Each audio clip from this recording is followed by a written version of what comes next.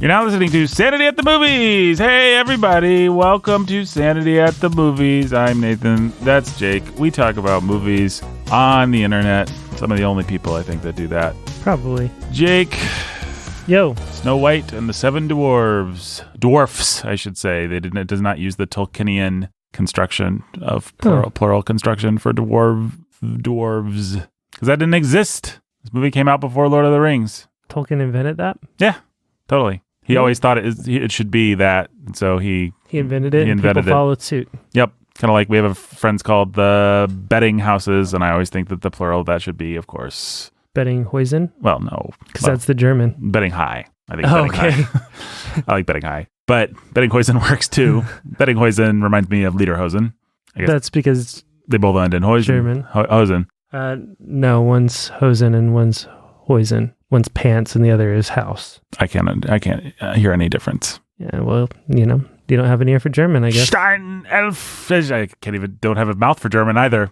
Stone Elf. Stone Elf, is that what I just said? Yeah. Well, speaking of elves, this movie is full of a race of creatures that are much like elves. They're dwarves. Some people might beg to differ with that. I mean, I think Gimli might beg to differ with that. Actual little people might beg to differ with that, I guess.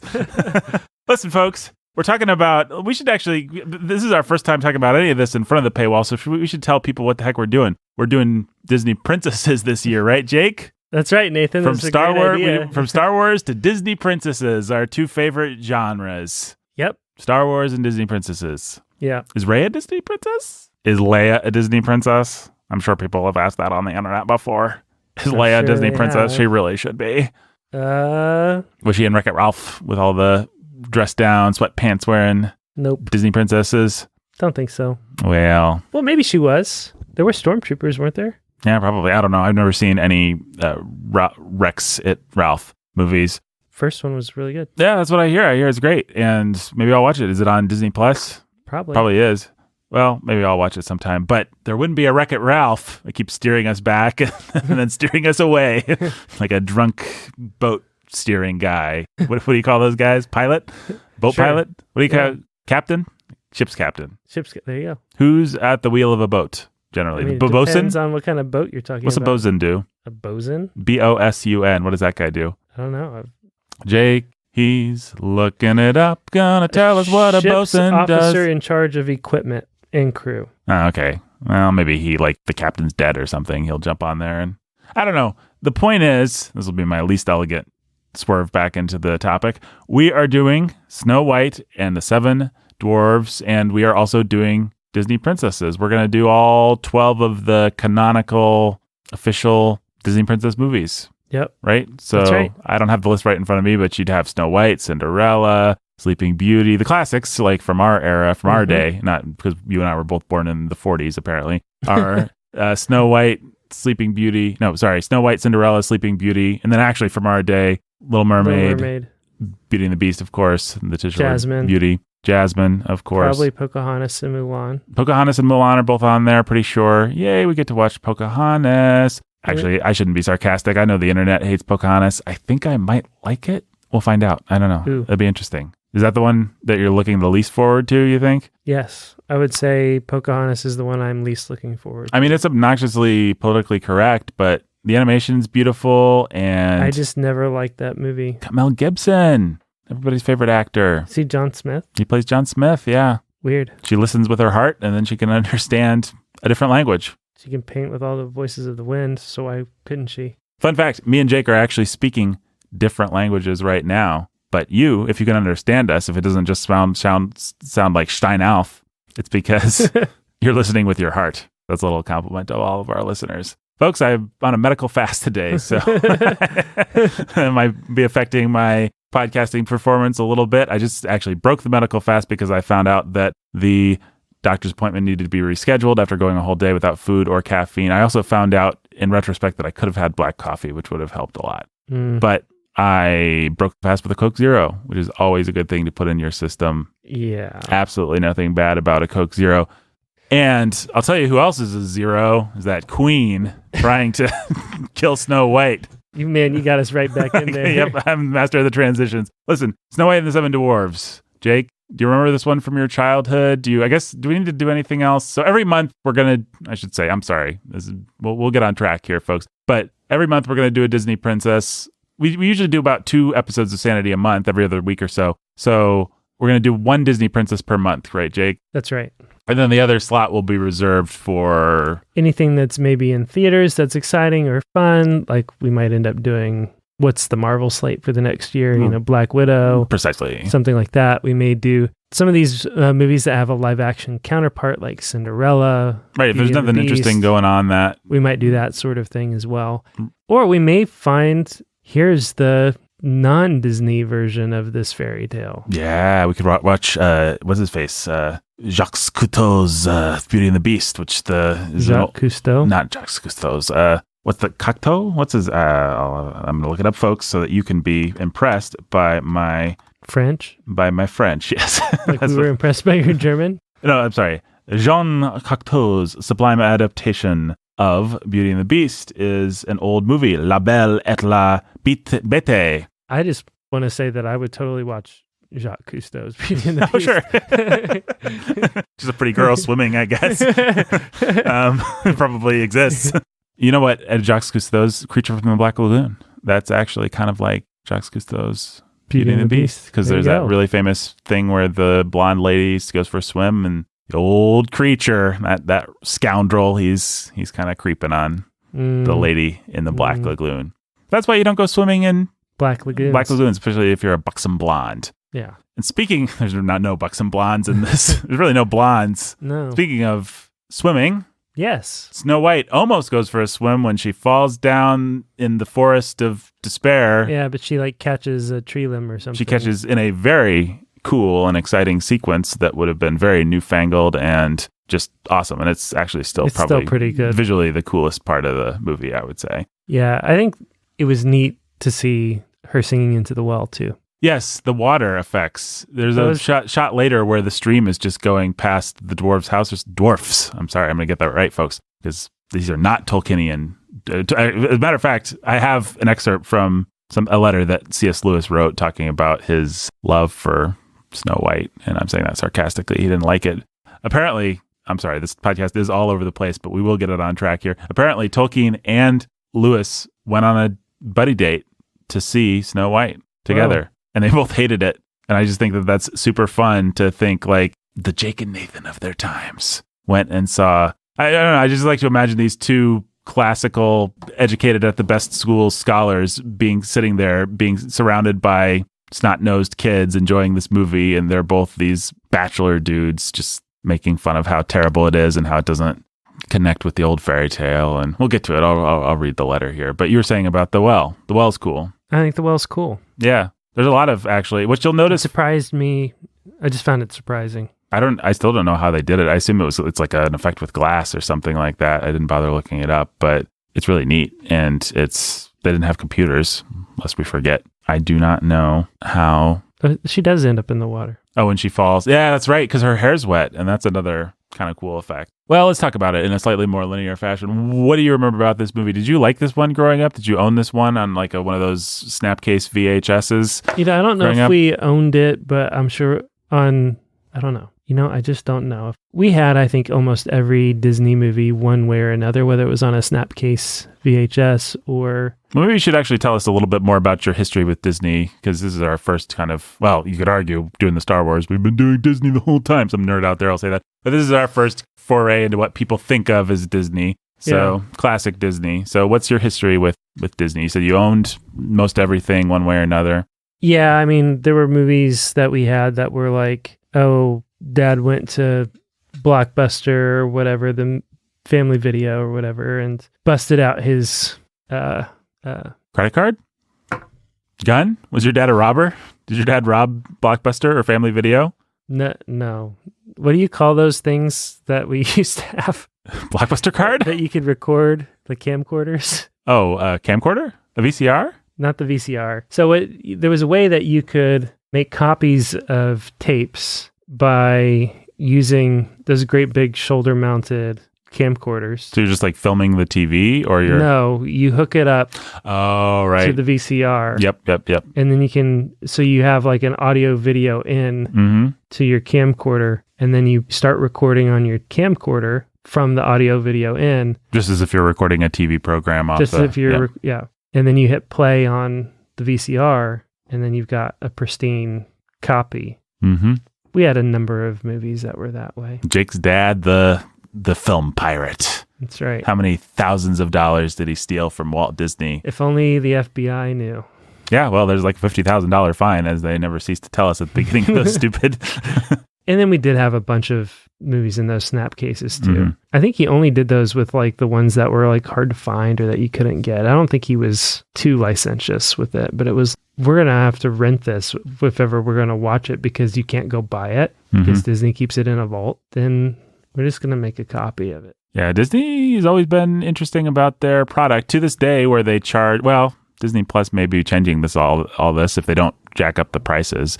But which maybe Disney Plus is just getting us all on the hook before they make it $14.99 a month. But with the Marvel movies going at $19 a pop or $24 for a Blu-ray, and them only releasing things out of the vault and it never really hitting the Walmart bargain bin, they keep the product low enough, or I don't know what they do exactly. Maybe they just set the price point, but they make all their movies into premium movies, and they never leave that. The other thing that I want to say is that I definitely remember, I'm pretty sure I remember going and seeing Snow White in theaters. Oh, really? That's cool. Disney would often re-release their classics back into theaters over the years. Disney, I guess, I was reading about this today, kind of pioneered this, and the reason they did it was because he really needed a cash, what's the word? Inflow?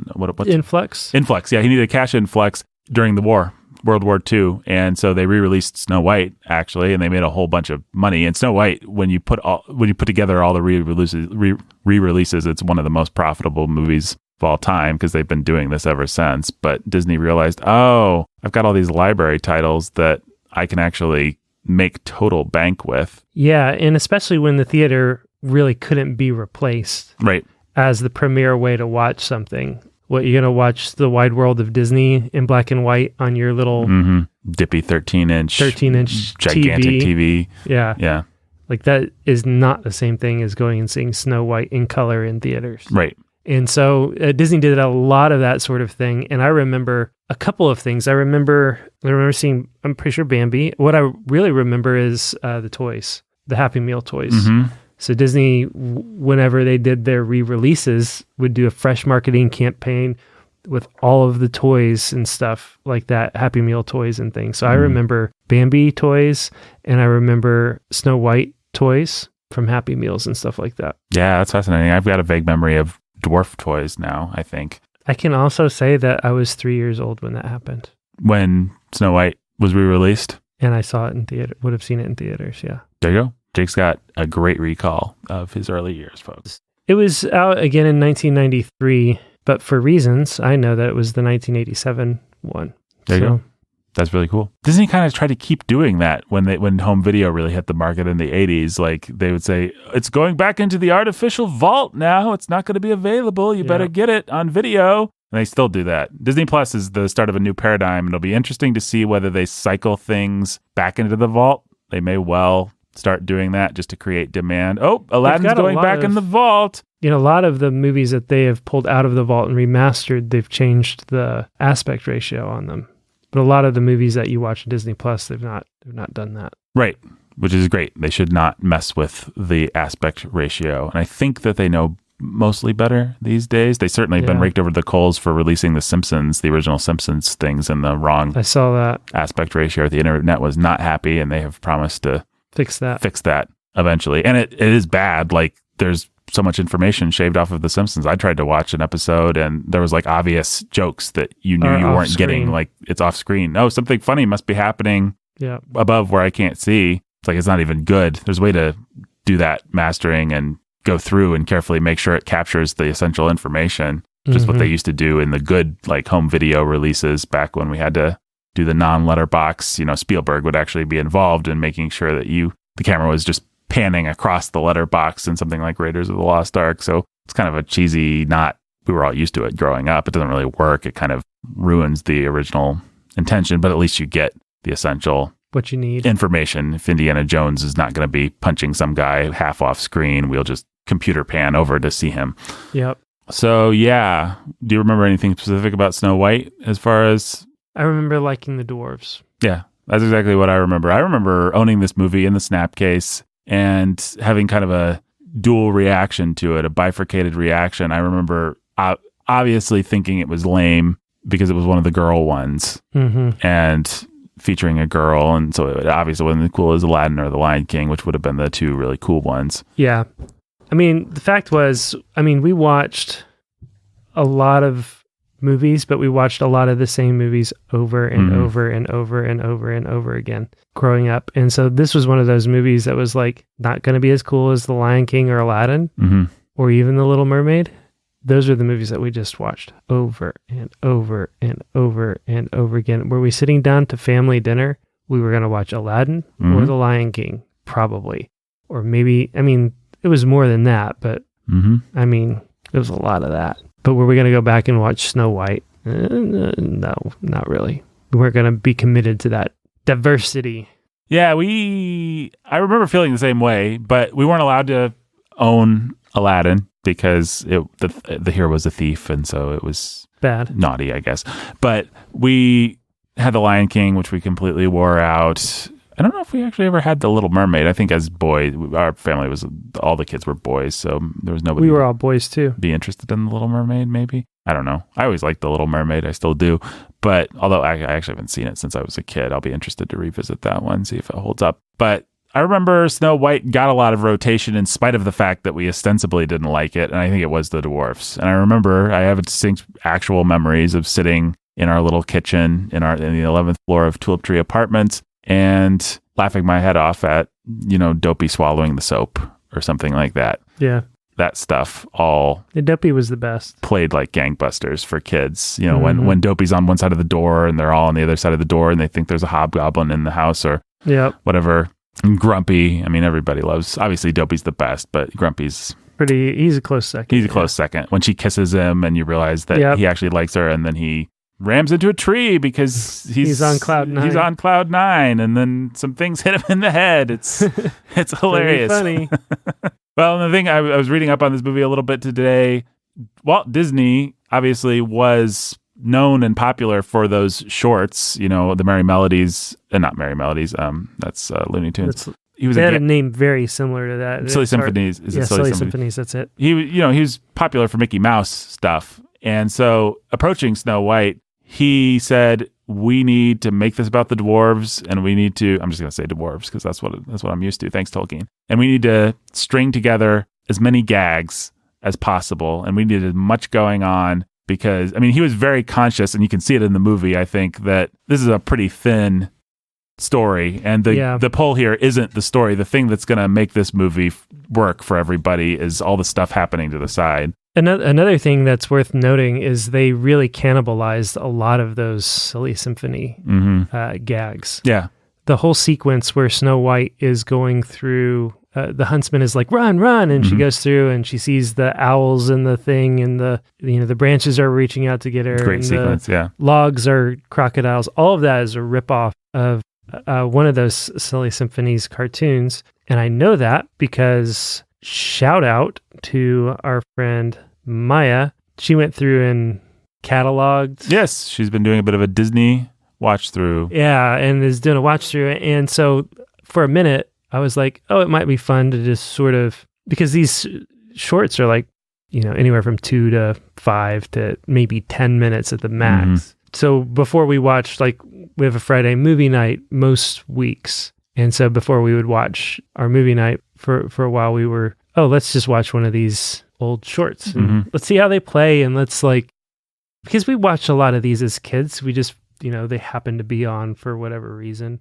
Although, was your experience the same as mine, which is Disney, because of their draconian vault practices and stuff, actually wasn't nearly as ubiquitous as Looney Tunes? Oh, no way. Yeah, there's no way that they were anywhere close as ubiquitous as Looney Tunes. There are Warner Brothers owned Bugs Bunny cartoons that I have memorized, a duck season, rabbit season, all that stuff. I could probably quote those things, and I haven't seen them for a decade, Right. just because they were everywhere. But yeah, the Disney wasn't stuff was like that. harder to access for sure. You had to get a video or The Disney Channel was something you had to pay extra for. or the Disney Channel, which Right. I didn't have, and I don't think I had a lot of friends that had. Yeah, I don't think I had it either, because it was usually bundled with things like HBO or something like that. But anyhow, my point is they cannibalized a lot of those ideas, the best ideas, and just reused them in Snow White. So it wouldn't have been the first time that a kid maybe necessarily saw that idea on screen. Yeah, that's interesting. I mean, I think that makes sense. I mean, the fun thing about watching those shorts, and if you want to give yourself a film education and you haven't, you should at least watch Steamboat Willie, which is the famous one where Mickey's on the steamboat. And that is the first one with post-synchronized sound, which just means it's a sound short. And so they had to figure out how to add voices, how to add sound effects, how to match things up. And man, that short goes on forever, and it's got all these creepy parts where Mickey is playing a cow, or he's making all these noises. He's banging things. And it's kind of boring and lame and goes on forever. And then he starts dancing, and then he starts banging this thing, and then he shows up, and then they start like hitting the cow, and the cow will move, and it's all kind of synchronized. Well, that was awesome for people that weren't used to sound. Right. The whole point was the cow is mooing.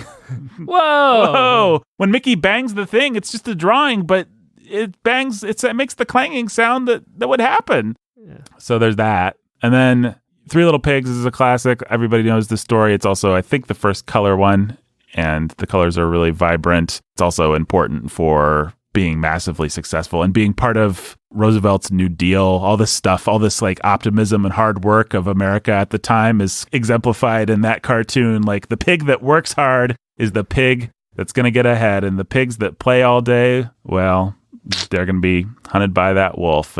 But you know what? If you work hard, then when the wolf comes after you, you can fill up a pot full of turpentine and do some harm. Do some actual harm. I guess the larger point I'm trying to make here is, if you watch Disney movies, or if you watch those Disney shorts, or if you read about them from about, I guess these aren't really available now, but he started doing things in the 1920s or early 1920. I think he founded his company. And then through 37, when Snow White, you were watching the emergence of a technology. Yeah. You were watching, this is like Jobs and Wozniak. This is whatever you want to compare it to, the Wright brothers. You were watching, Disney figured out himself, with collaborators. When we say Disney, we always mean and his guys. Just like when we say Jobs, we always mean and his guys. People like to argue, like any great innovator, people will argue endlessly whether he's a tyrant that just stole everything. But we are watching people figure out. So the earliest animation was kind of like the old South Park style, where they would just move little things around on a piece of paper, little cutouts around on a piece of paper. They just move them. The big thing that Disney brought was cell animation, where you have a background that you draw and then you draw on the cell. It means that you don't have to redraw your background every time. And I think people would print things on cells, but Disney had the idea to have his animators actually draw on the cell. And then he just came up with all these innovations, these multi-plane cameras that allowed you to have depth of field, and that allowed you to have different fields of animation, so that you can, like when you're moving through the woods, there's brambles in the foreground, and they're going by at a different speed. So it all looks, to the eye, it just looks like how it would look if you were going through the forest. But that's actually not, you can't actually just draw that on one plane, or at least it would take a million years to make all the trees and everything. So we're looking at a bunch of amazing technical, just having sound came in 27, and then Snow White is just putting all this together into the first feature length film. And so it makes a lot of sense, to return to our earlier point, that he would rely on old gags, that he would go with everything being as, like, the story is going to be as simple as possible, and the gags are going to be like studio tested. We know people laugh at this. We know this isn't the stuff that they kind of laugh at. This is the stuff that we have sat in a room with our notepads and noted that they really laugh at this stuff. And so we're not going to take any chances. And he was taking an enormous chance. I think, the story, I don't remember exactly what the stories are, but he's bankrupting his studio. He's getting second mortgages on his parents' house. He's doing everything he can, and nobody believes that it's going to work. It is the classic story, and it really is. It's not just Disney. The Disney Corporation loves to self-mythologize, but I think in this case, it's true. Like, it was the real big risk. It was a big risk, and the papers called it Disney's folly, and he much pulled it like off. Seward's Folly. Much like Seward's Folly. I mean, I don't think we're going to do it, but I thought about having us do. You remember the thing we did with The Empire Strikes Back, where I played the producer and you played George Lucas. Like, if you, well, here we could do it. Try and. Disney didn't have to pitch because he had his own company, but you want to try and pitch me Snow White here? So it's this thing called a cartoon? Oh, you mean the silly things that we show at the front of movies for kids? The little things that we show with the newsreel to go about 7 minutes? Kind of like that, but you know how like kids will like come to the movies and pay to get in to just like watch that stuff and then leave and stuff? Yes. So what if we just made one of those as a feature production and made it really cool and awesome, and all the kids wanted to watch it all the time because it was that cool, and they would go and it would just be kids and they would drag their parents multiple times, and then during the hot summer days they would go and they would just like pay money to go sit and watch the whole thing. Okay, this is a great idea, and I definitely didn't just push the security button on my desk, but a couple things before they drag you off to the insane asylum. First of all, there's a reason that those silly symphonies are 7 minutes. Kids don't have the attention span for, like, it's a cartoon. Second of all, you're going to take like your dancing bunny rabbits and mice and stuff, and you're going to make a feature length.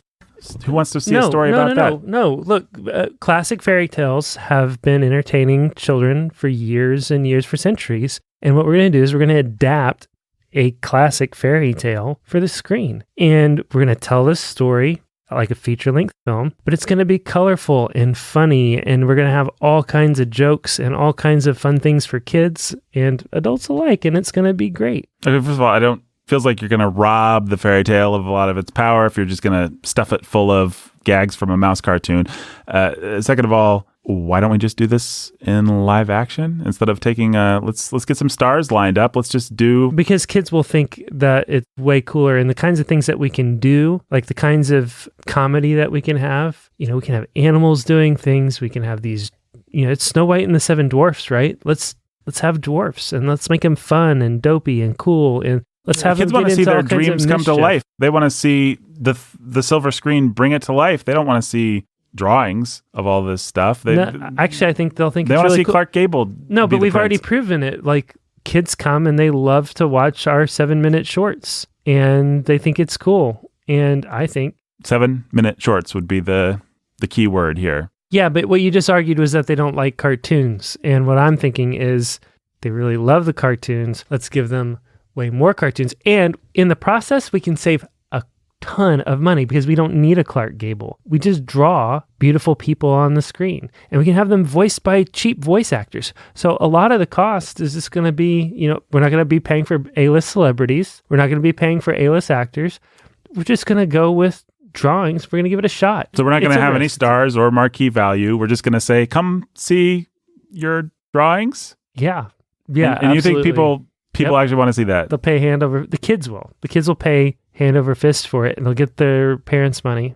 What's it to you if it flops? Like, this is a really smart risk for you because it's a low investment up front. It's actually not a low investment up front. Well, you're actually doing a good job of being Disney, because I think this movie went 100 times over its budget or something like that. He did actually sell it to the investors as, oh yeah. But it wasn't true. This was an expensive movie to make. Yeah. Because of the technology, the animation. So a really good, savvy producer that I'm playing here would actually say, you mean it's going to cost $1 million, which is worth a lot of money right now? You really think we're going to... I've got like 8 shorts right now, and they're all 7 minutes long. And they've cost me a total of X dollars, and when you get it all together, it's not 8 separate, it's one thing. It's going to be even cheaper than that, probably. You got a good thing going. Make 7 more shorts and make the money from that. You can keep putting them in that you got a good thing going. Why mess it up? Think about the profit margins. Plus, okay, you've talked about kids. What adult is going to care about seeing an animated? Who's going to be invested in this story? I mean, we're going to watch drawings go around on a piece of paper of Snow White. Ooh, exciting, scary. First of all, you think you can pack the theater with all the kids? Fine, but first of all, 1, I think I can during the summer months pack the theaters with all the kids. Period. 2, I think some adults kind of get a kick out of some of our 7-minute shorts and wouldn't mind seeing what we could do if we made a movie and might enjoy something like this with their kids. 3, what we want to do is create sort of a new world of family level entertainment that is focused more on the kids than on the parents. Like, think of it this way. How many movies have you wanted to take your kids to go see? I just take them to go see what I want to see. They're happy they're sitting in an air-conditioned theater.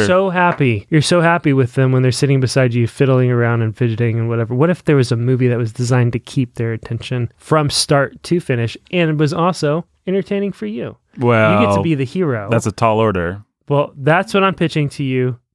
You give me the freedom to attempt. Okay, go do your miracle and bring it in on budget and do all these crazy things all at once, and I'm sure it'll be great. Security. I think that's how people would have thought of it then. I mean, we're going to bring our drawings to life. I don't know. I sort of get it. In fact, I'm not speaking as the producer anymore in case anyone was confused about that. I don't think that Disney had actually cracked human emotion completely. I mean, it is the love affair between Snow White and the prince is pretty insipid. Yeah. In a way that I don't know what would be the first Disney movie that just really had good human characters. It's almost the equivalent of Andy in the first Toy Story, where he's just not, all the toys can really move, just like all the little animals and dwarves. All the funny stuff is really good in this movie. Well, the very next animated release would have been Pinocchio. Yeah, and that's a terrifying journey through the id, full of villains and heroes and a really sympathetic couple of humanoids and Jiminy Cricket and Pinocchio himself and Geppetto. Yeah. Wow. I don't know when we're going to get an opportunity to talk about that movie, but that might be Disney's masterpiece, as long as you don't want your kids to get any sleep. And then after that was Fantasia. And then, and Fantasia's. And then Dumbo. And then Dumbo. And then Bambi. And somewhere in there, big strike happens. Disney loses the support of his workers and has to start cutting costs, and things are never the same. Comes back with Cinderella in 1950. Yeah, Cinderella recoups a lot, but then Alice, then Peter Pan, and then When's Sleeping Beauty in there? Sleeping Beauty is not until 1959. So you have this run of Pinocchio, Fantasia, Dumbo, and Bambi. That's 1940 to 1942. Mm-hmm. And then you've got, these little things like Three Caballeros and Song of the South and Adventures of Ichabod and Mr. Toad, these little things. And then you come back and you hit Cinderella and Alice. If anybody's wondered about that, by the way, there's a world war in there, which is why he's making propaganda films. He's doing other things. He's low on funds. Let's do the Three Caballeros or whatever. Yeah. So then you hit 1950 and you get Cinderella, 51, Alice in Wonderland, 53, Peter Pan, 55, Lady and the Tramp, and then Sleeping Beauty in 1959, which is the triumph of the Disney film. It is my favorite. Yeah, I agree. I don't know that it's my favorite, but I think it's not a warm movie. It is the most beautifully animated. The characters aren't as good at it. But I don't know, in terms of archetype and like getting into that sort of Jungian thing. There's so much great about that movie. It's pretty great. I love that movie. And so that was 1959, and then 101 Dalmatians in 61, Sword in the Stone in 63. So you've got, every 2 or 3 years, these not peak Disney. No, but fondly remembered, including by us, I'll wager. Then you give another, they hit some live action stuff that really worked, like Mary Poppins in there. And then you come back with The Jungle Book in 67, and then you get the Aristocats, and then they try to repeat Mary Poppins with Bedknobs and Broomsticks, and then you get Robin Hood in 73. I like, but we'll have to talk about. Yep. And then did Many Adventures of Winnie the Pooh in 77, and The Rescuers in 77, Fox and the Hound in 81, Black Cauldron 85, Great Mouse Detective 86, Oliver and Company 88, and then 1989. The Renaissance begins. The Little Mermaid changes everything. Well, and just in case people really don't know, the way to sort of track that, the way to understand it is Walt Disney is innovating, he's exciting, he's awesome, he's on fire through about Dumbo. And that's when there's a big strike and just loses his workforce or loses the respect. Disney never really had the same relationship with his peons. There's a lot of history and a lot of arguments as to how nice of a guy Disney actually was. Obviously, he wanted to present himself as Uncle Walt. There's some differing stories to that. But point is, somewhere in the late 40s, the war years hit, slash this strike, and Disney loses his mojo. Plus, some of those movies like Dumbo, I think, didn't do that well in first run. They've all made money now with all the re-releases and everything. So Disney becomes more of a businessman. He becomes less creative, and the animation takes a hit. The animation's not as exciting. You see every little part of the frame is alive in Snow White, in Pinocchio, in a way that it's simply not in even a big budget thing like Cinderella. I think Cinderella is kind of, we'll talk about it when we get there, but it's kind of the triumph of vanilla businessman Disney. Give the people what they want, don't take any risks, make sure there's lots of cute mice. And then Sleeping Beauty is actually, I think, really the last time Walt Disney in the animation side of things tried to be an artist. I think he summoned all of his imaginative energy and let the animators go nuts and tried to do something really interesting. I think they hired a painter. Yeah, I forget the guy's name, but they did something really interesting and it wasn't popular. And that was the end of Disney really giving a lot of his own creative energy to the animated side of things. And so the last movie, he died, I think, when Jungle Book was in production or maybe right after it. And Jungle Book's fun. Those movies are all fun. 101 Dalmatians, stuff like that. A lot of people love those movies more than anything, but that is, the animation's not as good, and Disney's not as involved himself. He's not as creatively on fire. They're just fun. Sleeping Beauty was the last fairy tale. Right. Until The Little Mermaid. They swore off fairy tales altogether. Right. Because of how Sleeping Beauty performed. And you watch something like 101 Dalmatians, it's fun for kids, but all it is slapstick. It's just the aristocrats. It's just that stupid butler guy getting bricks thrown on his head. And it's slapstick. It's cool stuff. You know, it's the music of the time, whatever it is. It's very cynical. You alluded to the fact that you like Robin Hood and I don't like Robin Hood. And a lot of that just laziness of Disney it's a really fun movie that a lot of people remember fondly, and I don't want to step on it, but if you actually watch it from a what are they doing, from a meta standpoint, it's pretty crummy. The animation's bad, and it's very cynical in the way that it's appropriating things that were popular in the culture then and making, it just doesn't have any of the grandeur or the elegance or the creative vision of like a Snow White or a Dumbo even, or a Sleeping Beauty certainly. So Disney dies. I think some of our listeners might be forgiven for not knowing this. He dies with Jungle Book. And then we go through this weird period where they're struggling. They're trying to figure out what to do. Jake named some of the things like Fox and the Hound and Black Cauldron. Yeah. And then there's something called the Disney Renaissance, which I think probably a lot of our listeners will know. And I'm sorry if this is all old news to you, certain listeners, certain other listeners it might not be. Disney Renaissance starts to pick up steam with things like The Great Mouse Detective and The Rescuers Down Under, both of which are starting to use computer animation in an interesting way to cut some costs, but actually do some grand stuff. And the big fight on the bell tower in A Great Mouse Detective and the eagle stuff in Rescuers Down Under is really cool. I haven't seen it since I was a kid, either one of those, but I still remember it being just like, this is awesome. Well, yeah, it was the kind of movie you wanted to see in theaters because it was like, you knew it was going to feel like jumping off a cliff. Yeah. When that kid does the eagle thing, I still remember that just being like, it was cool. And then Little Mermaid, and we'll talk about these in movies individually, but with Little Mermaid, the storytelling begins to grow up, and then it reaches full maturation with Beauty and the Beast. And that's largely due, I think, arguably to a couple people, but Howard Ashman and Alan Menken, the songwriters, were pretty influential to saying, like, let's take the best of how Broadway stories work. Ashman, who died of AIDS in his 40s, right as Aladdin was coming out, was arguably the genius behind a lot of what's great about the Disney Renaissance. He pitched some of those stories and the way that they work, just everything that we kind of take for granted about how a quote unquote Disney film works, and the stuff that Shrek makes fun of, but not like the little animals, just the formulas, what I want song. What Shrek likes to do is make fun of Snow White as if it's making fun of every Disney movie. Right, exactly, which is unfair. Yeah. Which is completely unfair. And even Snow White doesn't really deserve it, I don't think, but I guess we should talk about it. But, just the particular Broadwayization of Disney, which I love in the 90s, we're going to have the very clear, this is what I want. I want to be part of your world. And then we're going to play that out, and the villain's going to have a big number. And then this and this. That's Ashman and Menken. And those movies are great. And then you have the post-Renaissance, which we'll talk about when we get to it.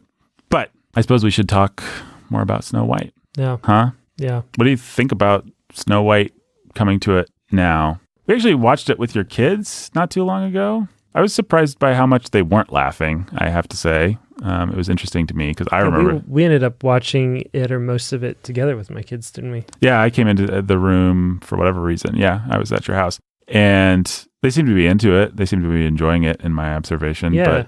But I feel like I was kind of in and out with that viewing. And so I wasn't really in touch with how my kids were responding to it. What I was struck by was by how striking it was. Like how is it? You were struck by how striking it was? I was struck by how striking it was. I was struck by, I just didn't, there's so many things I didn't remember and so many aspects that I didn't remember and so many things that didn't feel like the kinds of feels I associate with Disney movie. Like what?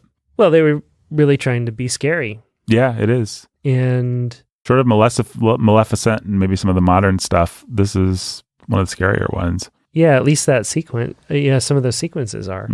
So I don't know, the soft animation style. Yeah. For me as an adult who's watched all the things, all the times, it's mostly only compelling as a historical. As an artifact. I agree. It's not actually like, I'm so wrapped up in this story. What's going to happen? It doesn't hold up in the same way that something like Pinocchio holds up. Well, Pinocchio is going to grab you and keep you in a way that Snow White's not. But yeah, like you were about to say, let's remember that this was completely innovative. Well, and just kind of a fun thing to think about, or maybe not so fun, depending on how you look at it. If we both live out a normal lifespan, will see this movie's 100th anniversary. Fair. This movie is from a long time ago and a lot's happened since then, and you can't go back in time. But I think that's also some of the charm of it. Like you were saying, just the soft animation, the weird hand textured kind of, like realizing everybody that worked on this is dead. Some of their grandchildren might be dead or old. And this is an artifact from another era. And it's pretty fascinating by that metric in terms of the technology, in terms of the... By that metric, you don't really want to place this movie in the 30s in your mind, or at least I don't. Yeah. Where would you want to? I just don't think of, America's on the brink of World War. And people are in the Depression. And this happened before World War II. Like, we're not 19. Well, we didn't join until 41, which is what I always remember. I can never remember when the European front started, though. Yeah. So this is 37. Right. So yeah, like it's like post World War II for sure. 50s maybe is when things really got going in my mind. And so, to say that you've got this whole era of Snow White, Pinocchio, Fantasia, Dumbo, Bambi that all make it into theaters before the end of World War II.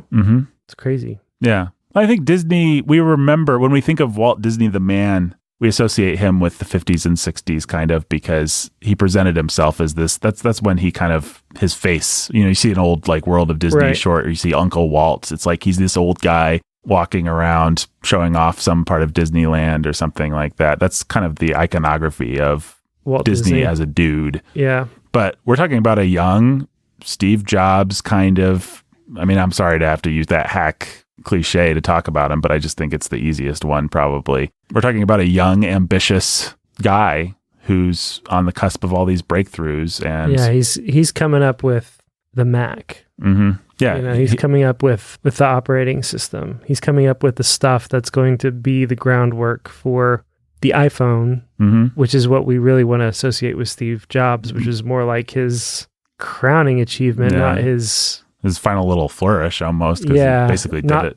Yeah, but the innovation and the risk and the everything that made him who he is and made him capable of bringing us that iPhone was all done 10, 20, 30 years before that.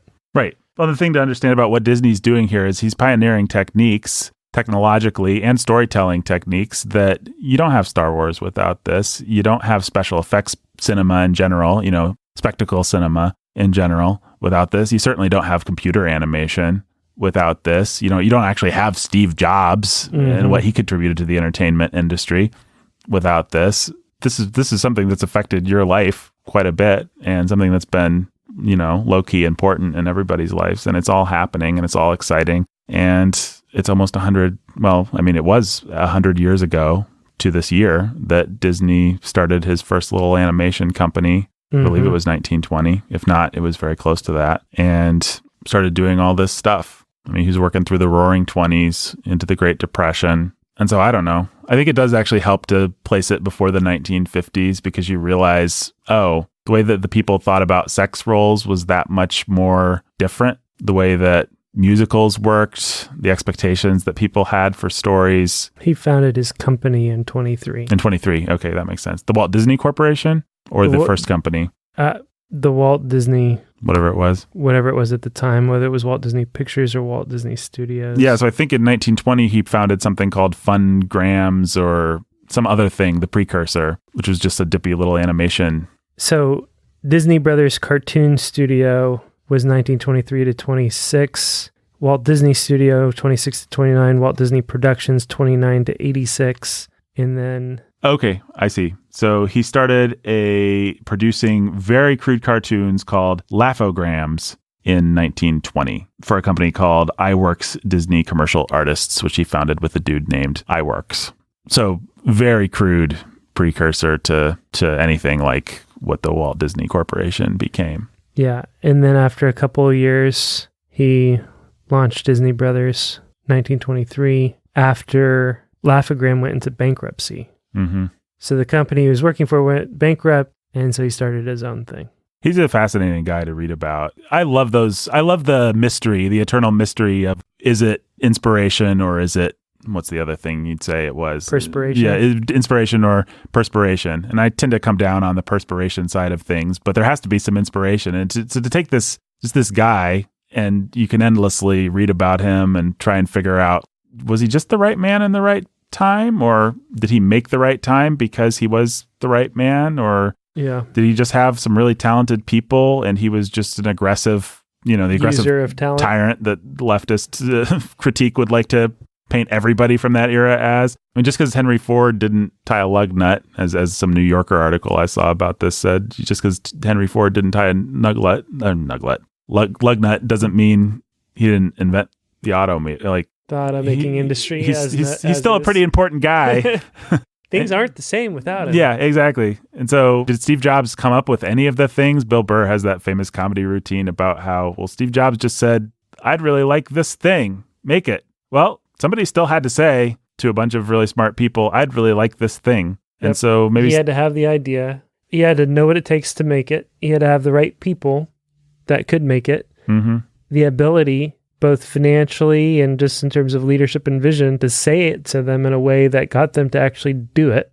You just can't underestimate the power and value of that kind of leadership if that's all it was. If that's all it was, that's a lot. Right. Well, then on top of that, was he just a business and technological innovator? Should we consider Walt Disney to be an artist? That's the other thing that you put in there. Mm-hmm. Was he tapping into his id when he had Snow White run through this forest with all these monsters? And if so, was he doing it intentionally? I mean, he managed to somehow tap into the id of generations of children and adults, and he knew how to get at these primal truths about us, but did he do it because of focus groups and study? And if so, is that different than how he did it if he just tapped into his own childhood? People will say his dad was a monster.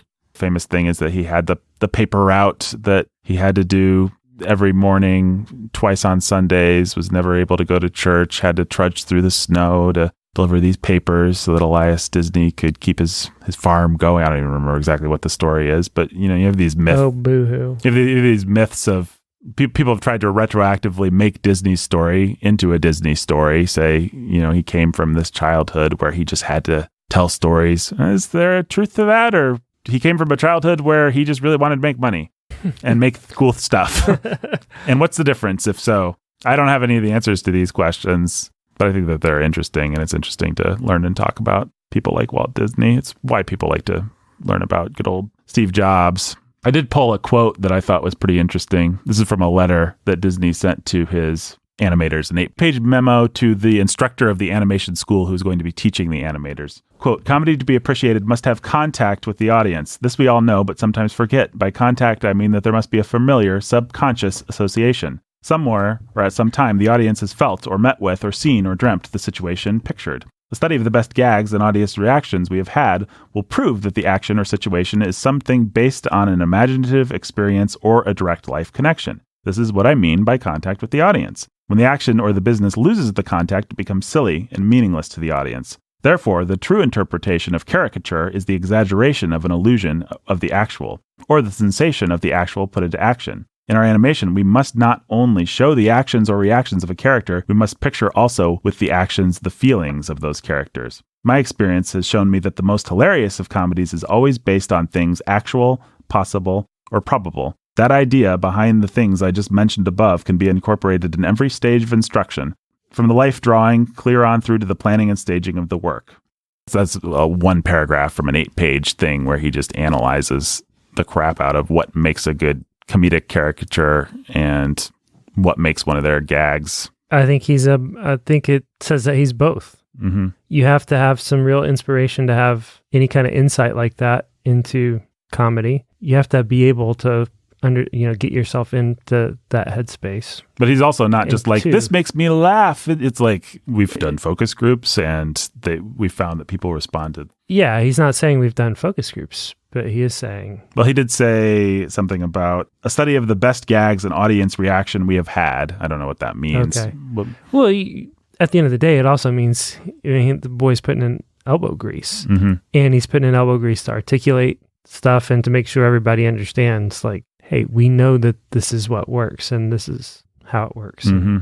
Yeah. It's not like Snow White just exists in my subconscious. It's like, let's figure out the maximum. I don't know how it worked. It just came out of me and was beautiful. No, it's like, we need this many gags with dwarves to keep kids' attention. We need it to be scary here. Here's how it needs to be scary. Here's how we'll get them. Here's when the song comes. Like, all that stuff's been... Yeah, but look, there's a way to...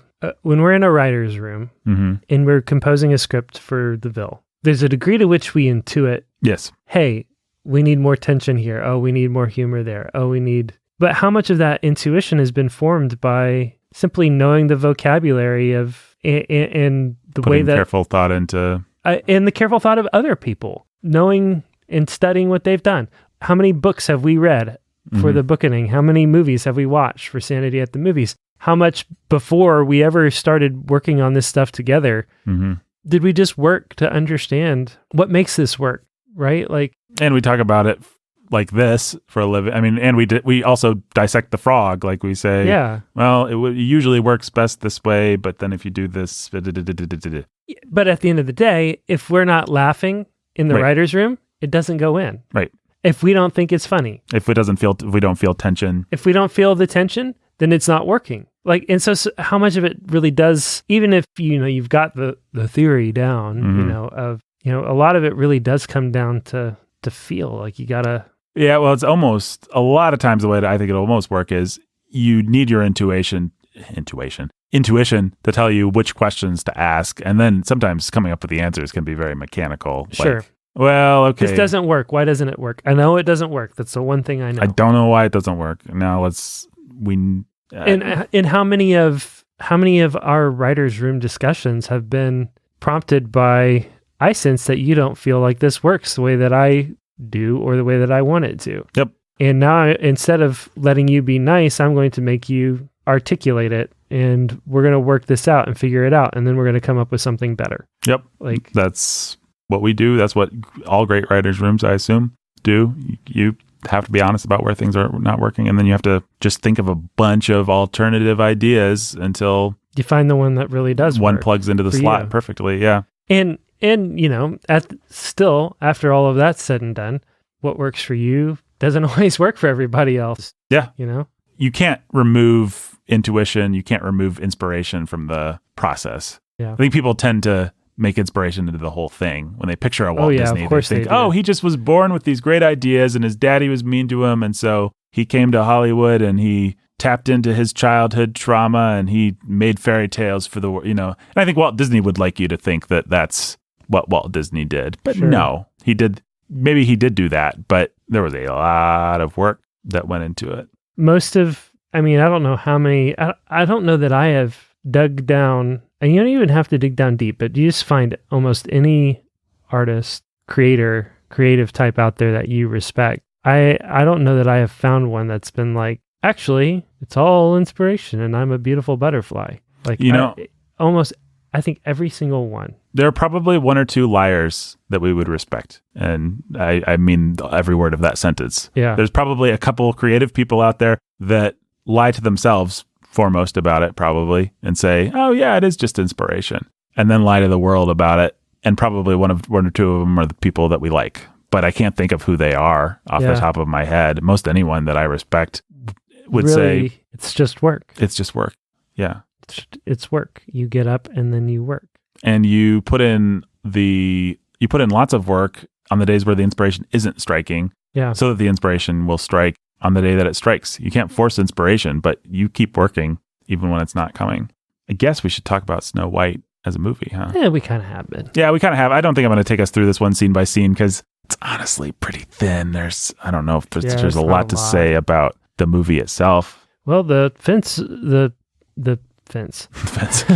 prince hears a pretty girl singing and he jumps over the wall and shows up and starts singing with her and she runs away. But then she goes up to the tower and then she, and the birds are... Well, why don't we, Jake, since we're famous for our gendered takes on these things, if that's the word I want, what do you think of old Snow White as a heroine? As a heroine? As a heroine. Yeah, as a drug that you shoot into your blood. And do heroines have to do something heroic? Yeah, like much more. Did you see the mess in the dwarf's house? all right. Well, it was a hero but let's be honest, kind of her creature friends did most all the work. Yeah, if you can just, as many spoofs have pointed out, if you can just whistle and make your creature friends do all that crap, then that'd be awesome. That would be awesome. As long as they didn't leave behind, if you could also whistle and they would have no parasites and yeah, that's all I think about is like rabies and bacteria, and like rabbits are filthy creatures. I know they're adorable, but yuck. Like, oh boy, man, Snow White's pretty obnoxious. I think. I'm sorry. I know we're like the conservative Christian podcast, and we have defend the damsel in distress. Hey, I've written articles. I've suffered for the damsel in distress, folks. I believe damsels can be in distress in stories, but man, Snow White's kind of simpering and obnoxious. Oh, are you hurt, little bluebird? oh, lady, I will eat your apple. Yeah.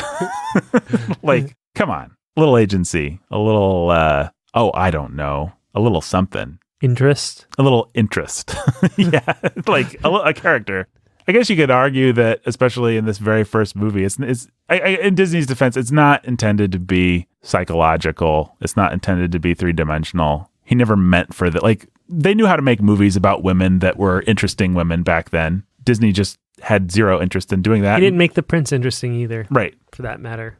They really are just the catalysts to get this story going so we can have lots of all cute the color animals. comes from the dwarves and the cute animals and stuff like that. Yeah. And then the villain. I think everybody loves a good villain, and this movie's magic mirror on the wall. My favorite moment with her is where Snow White meets the prince, and then we pan over and the queen's just staring out of I think it's because they wanted to save on animation, but she's just blankly staring out the window. Yes, yeah. And then we cut to the close up and she slams the curtains shut. Yeah. She's so mad that any prince would think that Snow White was prettier than her. At all prettier than her. Yeah. I don't know. They don't even bother really making the relationships. Just like Snow White's in the courtyard. The huntsman refers to her as the princess. Right. Like, who is there a king in this kingdom? Yeah. Like, is she the queen's daughter? It would seem like it, but also that's pretty weird that you wouldn't like do anything. Did they say stepmother? When the book opens up at the beginning, I just happened to notice that. Yeah, it says I might not have been. The evil queen, her stepmother. Oh, I guess I wasn't paying as close attention. Jake, you weren't paying as well. My bad. I really don't blame you because this movie, it's a fun artifact, but it's not exactly a edge of your seat thriller by modern standards. Yeah, this kingdom does feel weirdly depopulated. Maybe a big plague just went through. Yeah, no kidding. It's just the Freudian psychodrama between the queen, the huntsman, and it's like literally 3 human beings. 3 human beings. And 7 dwarves that live in the middle of the woods. Do we see anybody else? I'm trying to think. Do the dwarves interact? No. I guess there's that corpse when the queen goes down to the dungeon, to her evil lair. There's a skeleton. So at least one person got locked up and wasted away in the queen's dungeon. I guess the mirror probably counts. Yeah, that's it. It's a really simple story. Yep. Snow White. Nothing wrong with simple stories. No.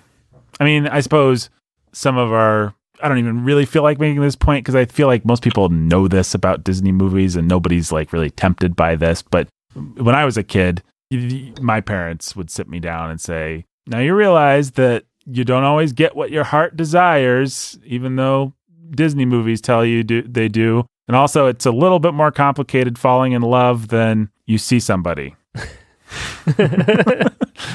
And also, don't take apples from strangers, especially at Halloween. Right. Because you don't know what old hag is going to poison that apple. Right. But it was red and delicious.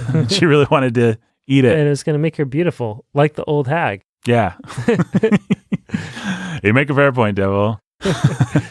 Who wouldn't trust the old hag? I mean, I don't know. So the queen doesn't really get... Are you about to argue she's not a great villain? Well... She doesn't get the characterization of like a... How does she die? She falls off the cliff? Oh, I always thought that was cool as a kid. She falls off the cliff. She gets hit by lightning, falls off a cliff, and then a giant boulder rolls down. Falls on top of it. Nice trifecta of punishment there. Yeah, but... it's not as cool as... I feel like it's okay, it's cathartic because some bad things happen to her, but it's like she's not even unveiled as the queen.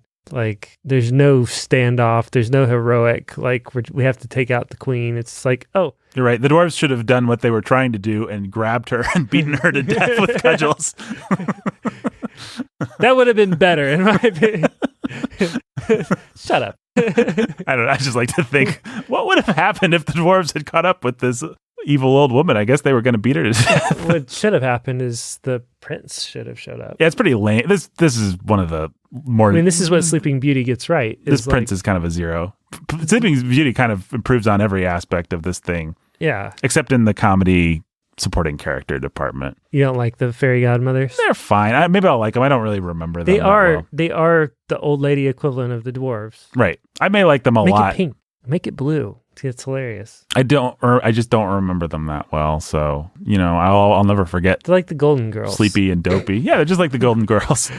Okay, you convinced me. They're great. Hilarious. Based on the best Blanche. sitcom of... Yeah.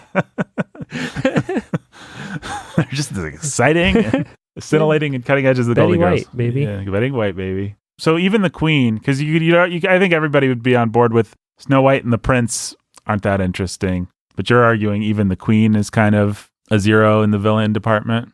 She's pretty great, I guess. I think once she turns into an old lady, she's pretty great because she's cackling and she's having fun in the tradition of the best, like we always talk about with Palpatine. Once she kind of turns it, have a bite with the crow, raven, all that stuff. That's good stuff. But the old lady is a pretty good villain, I'd say. The austere queen is not that interesting. She just doesn't measure up to Maleficent. Who does? Fair point. You've got to argue types when it comes to Maleficent. I think Maleficent is the top of a certain type of Disney villain and unrivaled. Well, and you have to argue for a different type. Are we sticking to females? Or a Jafar? No, I'm just saying Maleficent represents this sort of old school, pure evil force of nature kind of villain, whereas like a Scar or a Jafar represent a little bit more complex of a villain. Well, Scar's definitely pretty complex, and Gaston. Yeah, Gaston's complex. I'd say those are maybe two of the best villains. The Pocahontas villains. Oh, Governor Radford or whatever. Yeah. That great Disney villain. Boy. Ursula. Ursula's interesting because Ursula's an interesting villain. Yeah, she'll be fun to talk about because she's, I don't know, lesbian coded. Yeah. Yes, Jake. That's what I was going for. I mean, she's like a camp queen. She's like, this is back when we could lesbian coded. Back when lesbian coded. Well, yeah, she's horrible, more like drag over queen, the top drag queen coded. Yeah, you could literally have a man play the part in the live action thing. Yeah, and they probably thought of it. I'm sure I know did. that they cast what's her face as it, but yes, but they definitely in the discussion thought about casting somebody to play her as a drag queen. Right. Oh, sure. Why wouldn't you? I mean, I almost wouldn't have a problem with it. But she's kind of interesting because she starts out as a camp kind of queen with that, what's the word, cabaret number that she has. And it's Don't underestimate the importance of body language. Yeah. You'll have your voice. Your pretty face. And don't underestimate the importance of body language. Yeah. The animators definitely did not underestimate that in that animation. The men up there don't like a lot of blather. They think a girl that gossips is a bore. Oh man, that's going to be a fascinating movie to watch. My contention, and I think I may have said this behind the paywall, is that movie, I think, if it's what I remember, really felt progressive at the time and probably doesn't stand up to any kind of standards of progressivity. Well, she's insanely immodest, and they would not go for that. Yeah, they actually probably wouldn't. It'll be interesting to see how they handle that in the live action thing. Yeah, because they sure. probably don't want to have a teenager be in her bra for the whole movie. Yep. So I'll have to come up with something. She's insanely immodest.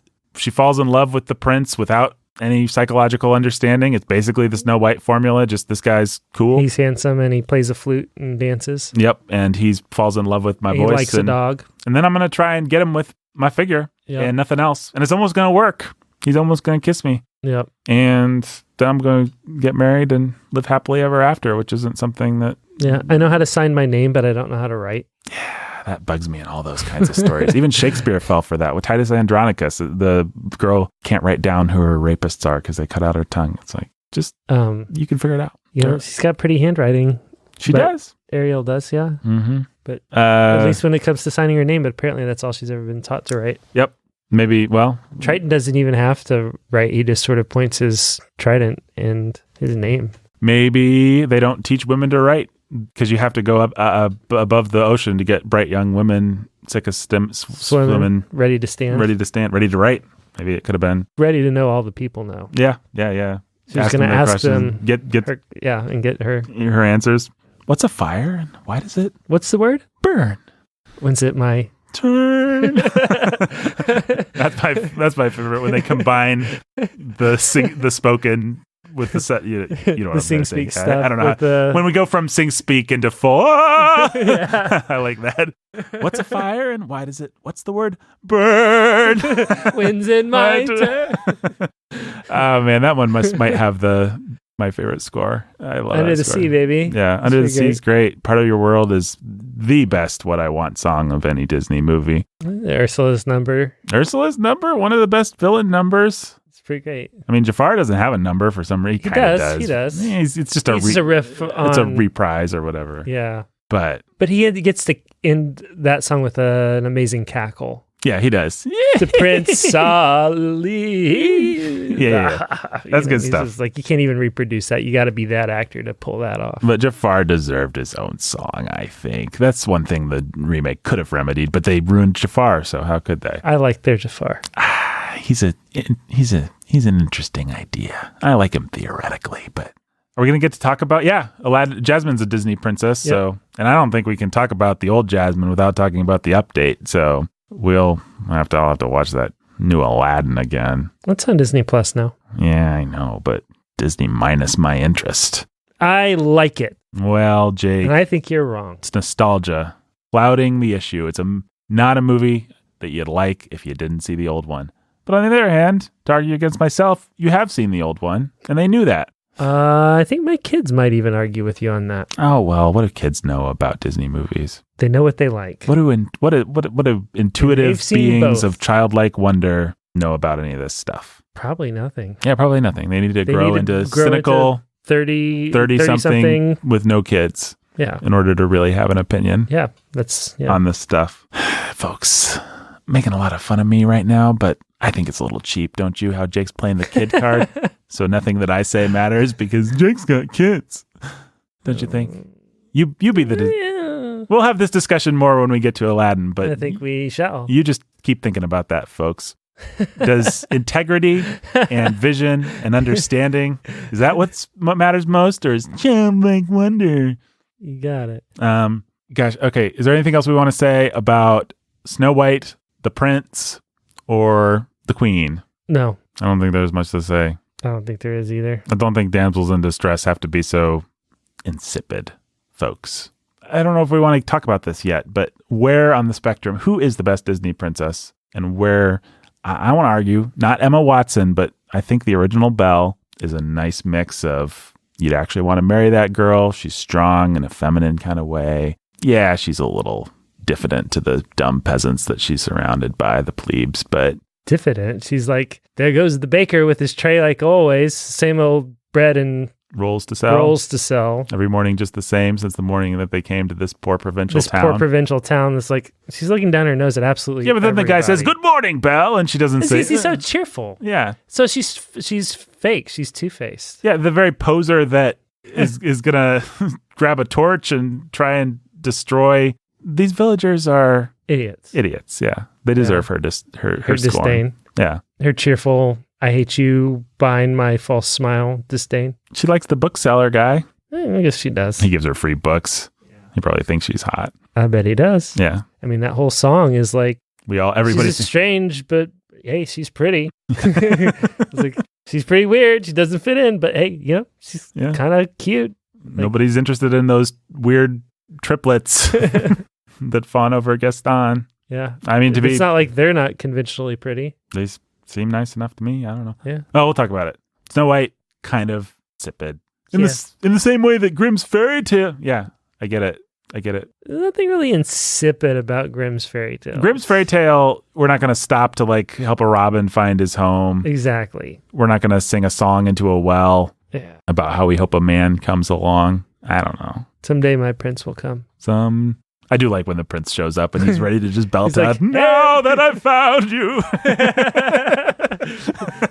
And she wigs out. That's quite a good entrance. If you're a man, you could do worse than interrupting a woman midway through the song and asserting that you are what she dreams of.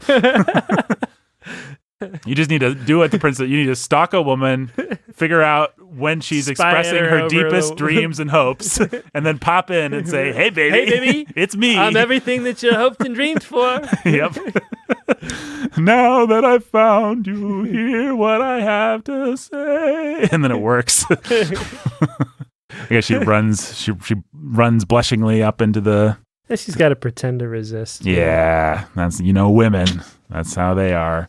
Me and Jake were making faces at each other to show the irony of the statements that we just made, folks, lest you thought that we were sincerely making a comment on the sexes there.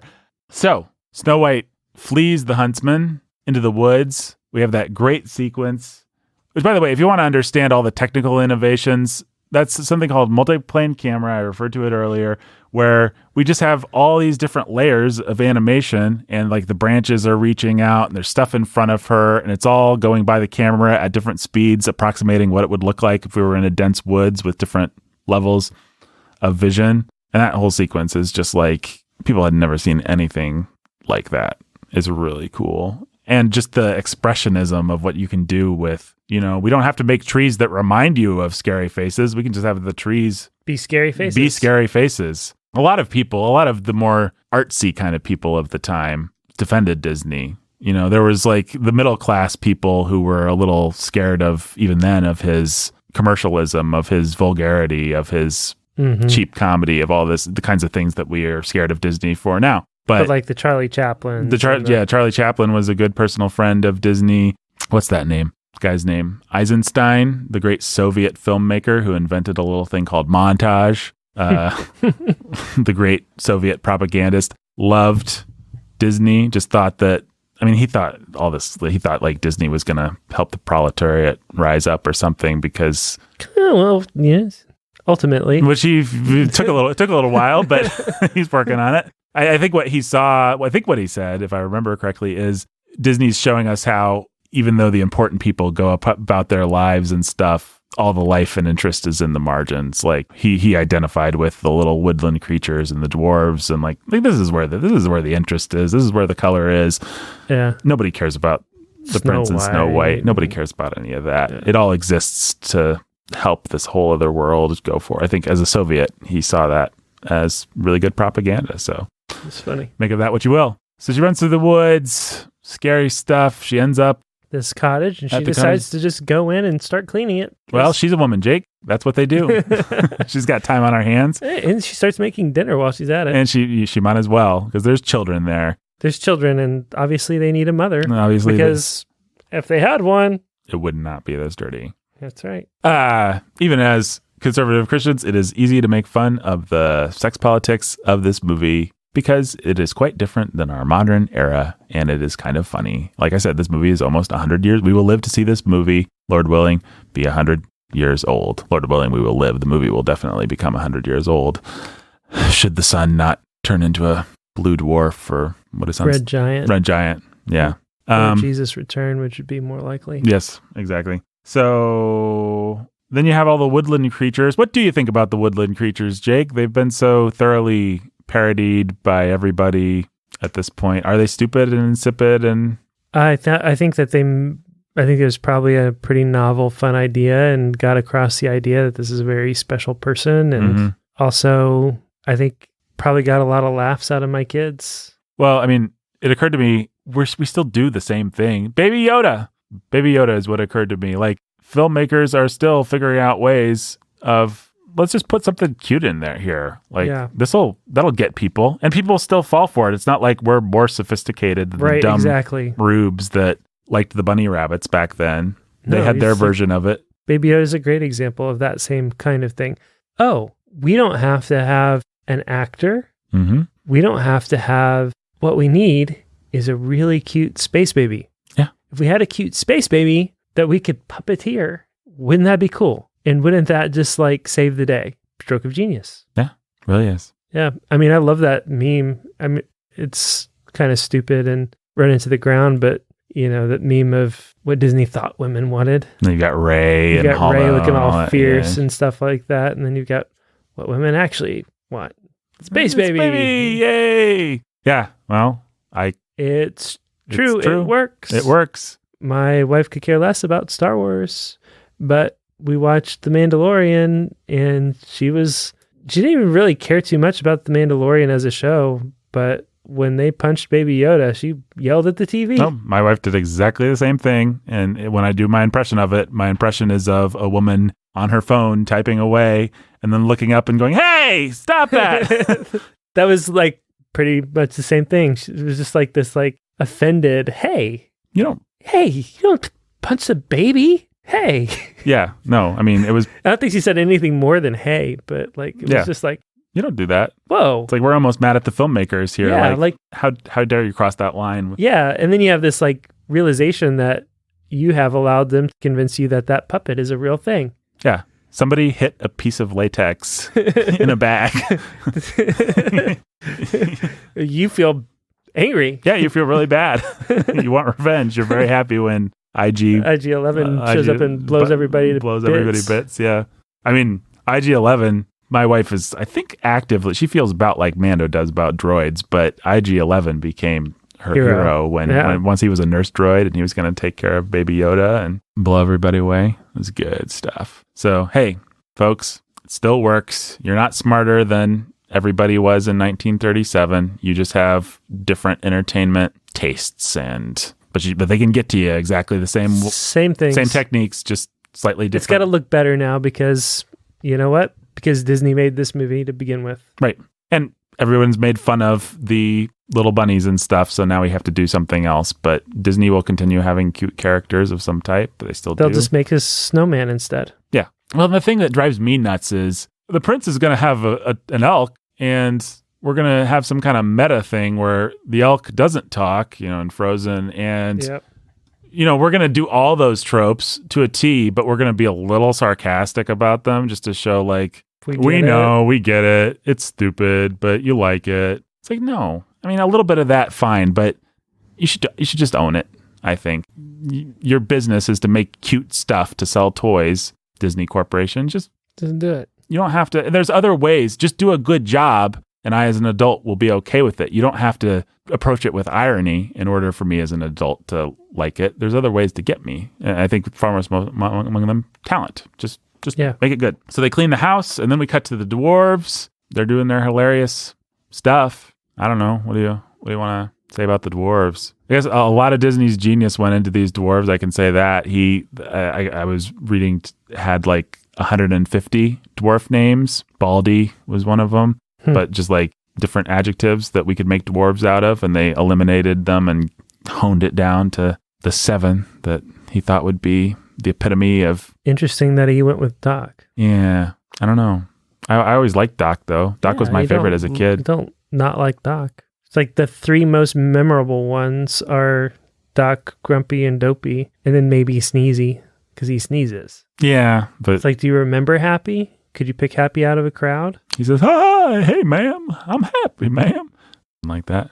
No, I mean, Happy would have a big smile on his face, so I guess I could. But okay, Sleepy. I tried to name them not too long ago, and I think I can do it now. Let's see: Doc, Happy, Bashful, Sleepy, Grumpy. You've got them all because I've said the rest. Yeah, exactly. Dopey. Who am I leaving Sneezy. off? Sneezy. But I couldn't name them 6 months ago before we'd reconnected with this material. I wouldn't have been able to pull Bashful's pretty distinctive. He turns red. Yeah, in the same way that Sneezy or Sleepy's distinctive. Right. Sleepy falls asleep. Bashful gets all bashful and embarrassed. Except for Bashful doesn't always turn red in every circumstance. Like if they're just hunting down an evil queen, say Sneezy's not sneezy, Happy's not smiling. But Doc's got his glasses and Dopey's got his ears. Right. And Grumpy's got his scowl. I remember, as I said earlier, Dopey and Grumpy were my dwarves as a kid. I thought they were. But I thought you just said that Doc was your favorite. And Doc. Those would be the 3.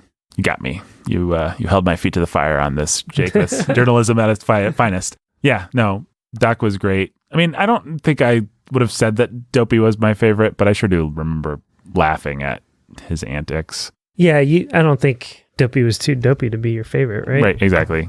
Except when it came to it. Like Doc would actually be like if I had to be a dwarf, I'd want to be Doc or Grumpy, I think. Yeah, for sure. Those are like the coolest. But if there was one dwarf that you wouldn't want to see erased from that movie, you couldn't do without Dopey. You couldn't do without Dopey. Yeah, he's funny. Man, this movie does spend a long time washing up and... Yep. Trying to clean up Grumpy. Yep. Give him a bath. Yep, they all do their whistling. Hi-ho. I guess this is a good time to read the C.S. Lewis letter because he and Tolkien both had a lot of respect for the mythological creature that is called a dwarf. You can see it in, well, especially in Tolkien's work. Like he gave the dwarves a lot of dignity that even Peter Jackson, as if Peter Jackson was great in all of the respects, but even that great artist who captured so much of everything perfectly, Peter Jackson, couldn't get the dwarves quite right. But this is a quote from C.S. Lewis in a letter to a guy named Hamilton. Quote, "Leaving out the tiresome question of whether it is suitable for children, which I don't know and don't care, I thought it almost inconceivably good and bad. I mean, I didn't know one human being could be so good and bad." He's talking about Disney there. "The worst thing of all was the vulgarity of the winking dove at the beginning." I guess there's a winking dove. I don't even remember that. But okay. That really offended C.S. Lewis. The vulgarity, Jake, of the winking dove. "And next worst, the faces of the dwarves. Dwarves ought to be ugly, of course, but not in that way. And the dwarves' jazz party was pretty bad." Dwarves' jazz party was pretty bad, wasn't it? "I suppose it never occurred to the poor boob that you could give them any other kind of music. But all the terrifying bits were good, and the animals really most moving, and the use of shadows was real genius. What might not have come of it if this man had been educated, or even brought up in a decent society." If he'd only been British, maybe. Right. The vulgar Americans took his precious fairy tale and I'm ruined taking it. Umbrage with that. Yeah. Out of sheer patriotism. Yes. Oh, if Disney wins, baby. If Disney had been brought up in a decent society, then we wouldn't have had the vulgarity. Guess who owns Narnia now? Disney. Yep.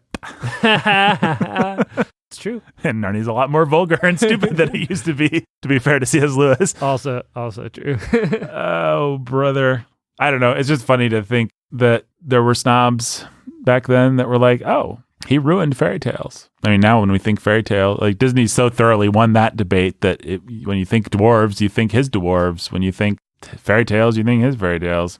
And you kind of think of the old movies. You're surprised by what the fairy tales were actually like because Disney is the one who taught you what they were. Right. He sanitized them completely. I mean, everybody likes to quote the nasty, like, this is what really happened in Grimm's fairy tales. The sister has had their eyes. Rumpelstiltskin ripped himself in half. Right. Sleeping Beauty was raped, and then the baby sucked the needle out of her finger. And okay, yeah, lots of old medieval texts are creepy and weird. Good point. I wonder why Disney didn't want to include some of that stuff. I can't imagine.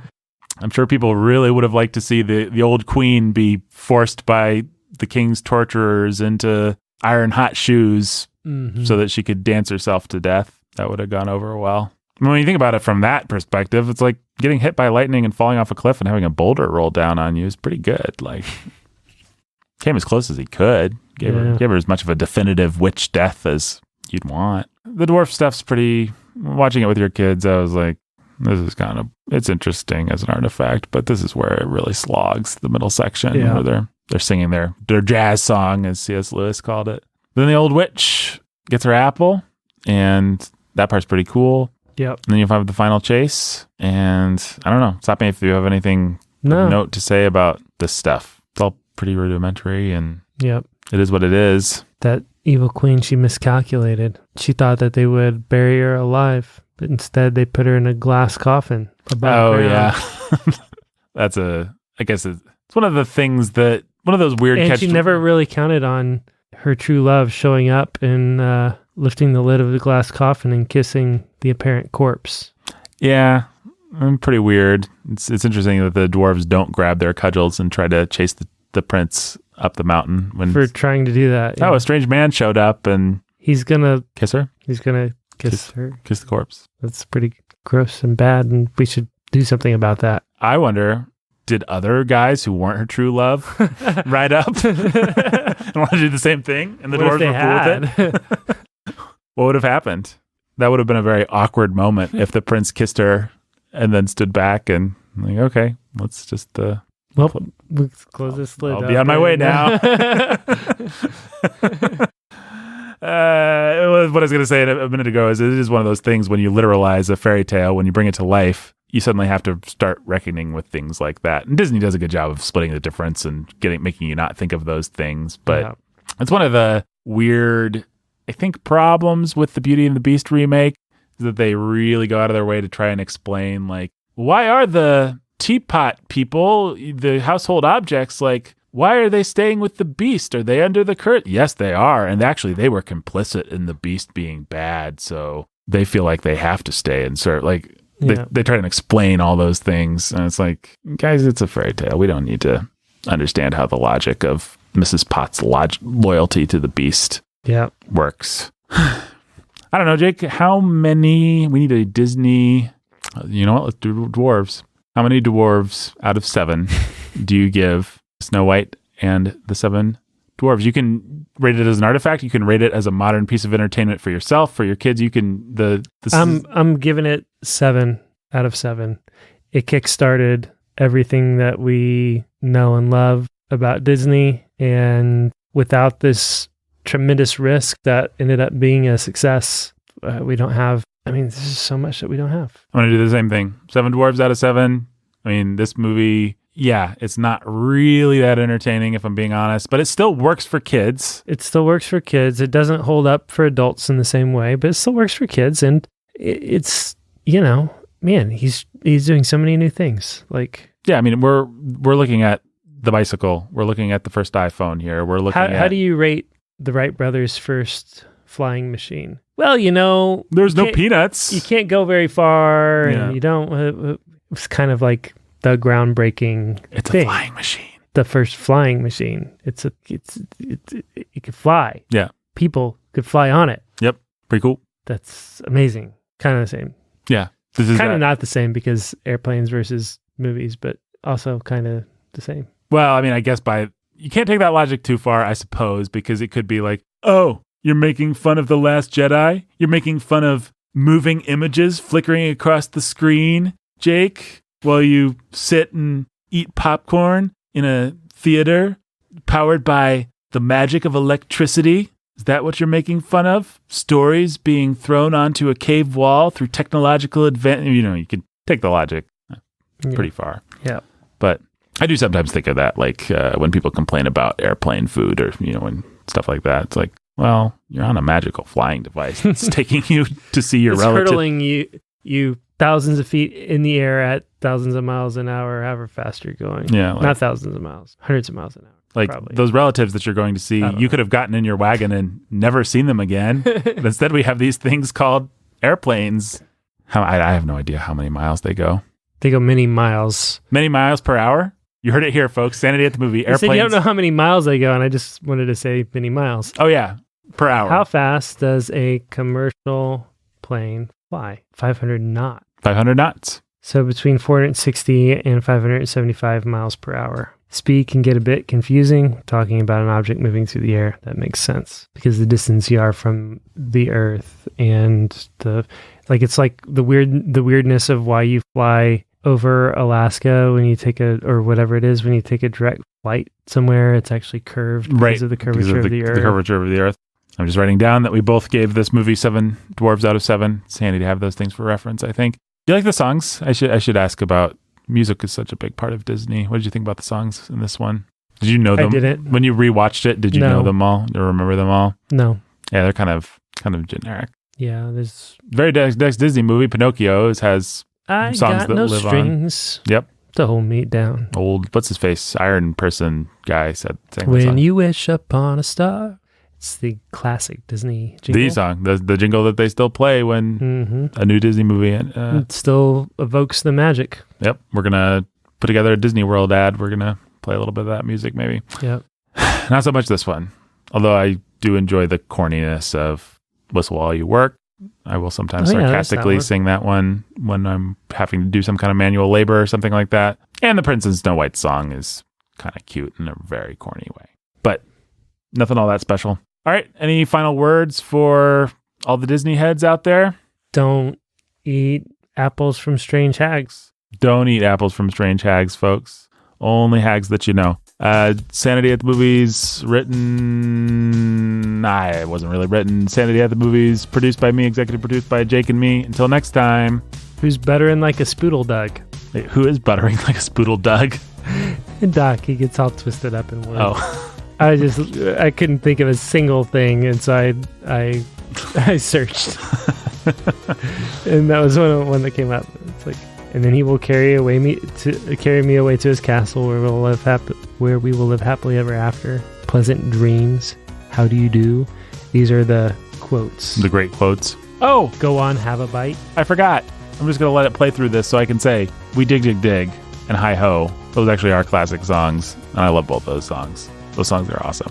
Hi ho, it's home to work where you go is pretty sweet. So, and a classic. Hi ho. Hi ho. And also, we dig dig dig. They dig dig dig in a mine.